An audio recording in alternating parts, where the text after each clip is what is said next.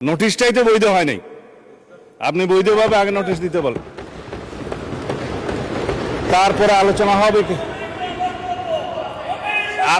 আপনারা মাননীয় সংসদ সদস্য, আপনারা বসেন দয়া করে। মাননীয় স্পিকার বসেন দয়া করে, বসেন। মাননীয় স্বরাষ্ট্রমন্ত্রী, আপনার বক্তব্য শেষ করুন। আমি আপনার প্রোটেকশন চাচ্ছি।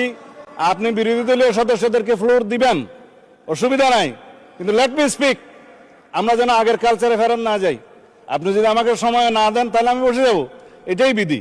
আর যদি আমি আপনার বক্তব্য কন্টিনিউ করেন মাননীয় মন্ত্রী। আমি তো ফর্মুলেট করতেছি মাননীয় স্পিকার। মাননীয় স্পিকার, আমি ফর্মুলেট করতেছি যে বিধিতে উনি নোটিশটা দিয়েছেন না, যে বিধিতে উনি নোটিশ দেন আপনি দেখেন। আপনার সামনে তো কিতাব আছে, রুলস আছে, পার্লামেন্টের অফিসার্সরা আছে, সবাইকে দেখেন। আপনি যদি এই বিধিতে 62-তে এই নোটিশটা গ্রহণ করেন তাহলে আপনাকে সংশোধিত আকারে গ্রহণ করতে হবে, অথবা আপনাকে বলতে হবে মাননীয় বিরোধী দলীয় নেতা আপনি 62 রুলসে আবার একটা নোটিশ দেন, কারেকশন করে দেন। এটা হচ্ছে আমার ফার্স্ট পয়েন্ট অফ অর্ডার। এখন এখানে তো বিরোধিতা করার কিছু নেই, আমি তো অপোজ করছি না।